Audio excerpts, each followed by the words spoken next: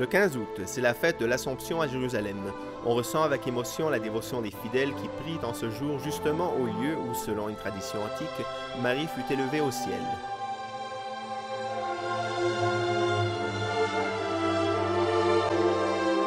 D'abord, dans la grotte de Gethsémani, pleine à craquer, le custode de Terre Sainte, le père Pierre-Baptiste Pizzaballa, a présidé les vêpres solennelles devant la fresque représentant la Vierge Marie de l'Assomption.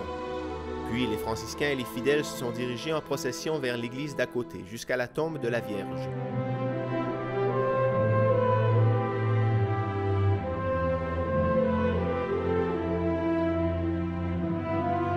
Nous sommes au fond de la vallée du Cédron, à Gethsémani, où s'élève un peu cachée parce qu'elle est sous le niveau de la rue actuelle cette église croisée qui conserve une précieuse relique, le reste de ce qui serait le tombeau de la Vierge. Selon le dogme de la foi proclamé par Pie XII en 1950, elle ne connut pas la corruption de la mort, et c'est de là donc qu'elle fut élevée âme et corps vers la Jérusalem céleste.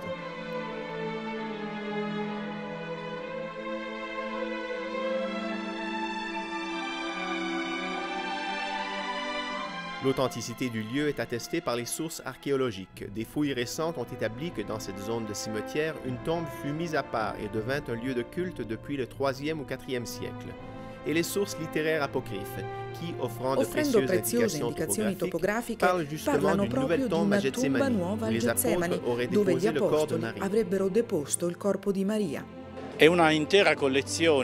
Toute une collection d'écrits anciens connus sous le nom de la Dormition de la Vierge Marie ou Transitus Virginis se réfère précisément au dernier jour de la Madone. Alors que la Sainte Vierge, visitée par l'ange, alla prier, elle reçut une palme comme signe d'immortalité. Et puis, comme nous dit le texte, elle s'endormit souriante dans le Seigneur, le sommeil de la mort qui verra bientôt Marie se réveiller dans la gloire.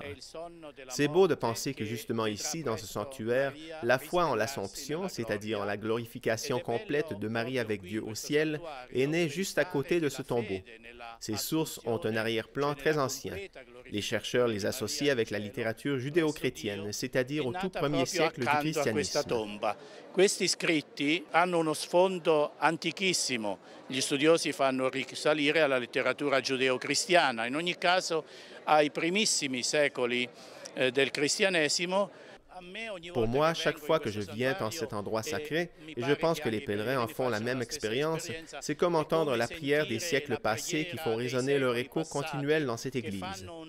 Même l'endroit où elle se trouve fait certainement penser qu'aucun architecte n'aurait pensé à construire une église dans le cœur d'un wadi, s'il n'y avait pas eu la mémoire sublime du tombeau de Marie.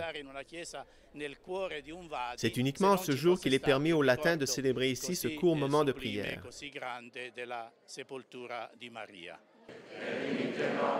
La basilique, connue aussi comme tombe de la Vierge, fut saisie des franciscains à la fin du XIXe siècle, et elle est maintenue aujourd'hui uniquement par les chrétiens orthodoxes, grecs et arméniens.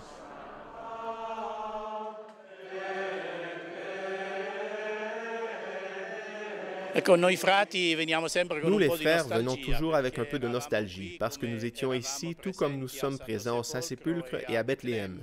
Maintenant, nous venons officiellement et nous sommes cordialement accueillis par nos frères orthodoxes. La déception est compensée par le fait d'être ici juste à côté de la grotte des apôtres, le jardin des Oliviers et la basilique de Gethsémani, un lieu où tout parle des racines de notre foi.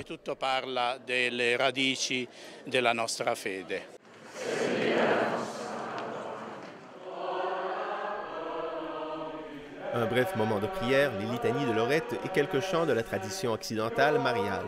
Ensuite, le custode, les franciscains et les fidèles présents entrent dans l'édicule pour s'approcher avec dévotion de ce rocher qui est ce qui reste du tombeau vide de Marie.